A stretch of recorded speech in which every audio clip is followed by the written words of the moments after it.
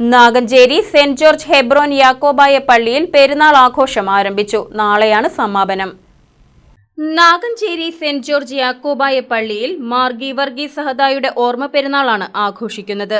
വികാരി father Saju George Kurikkappillil കൊടിയേറ്റി. സഹവികാരി ഫാദർ സജി അറമ്പൻകുടി, ട്രസ്റ്റിമാരായ ഷാജൻ ടി തോമസ്, ജിജി ചെറിയാൻ തുടങ്ങിയവർ ചടങ്ങിൽ പങ്കെടുത്തു.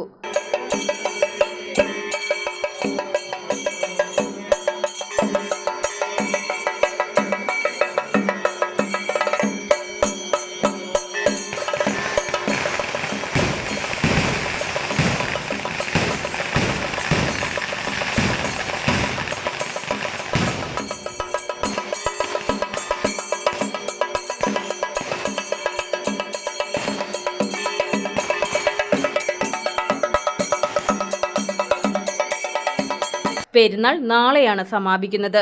രാവിലെ 8:30 വിശുദ്ധ മൂന്നിന്മേൽ കുർബാനയ്ക്ക് ജോസഫ് മാർ ഗ്രിഗോറിയോസ് മെത്രാപ്പോലീത്ത മുഖ്യ കാർമ്മികത്വം വഹിക്കും.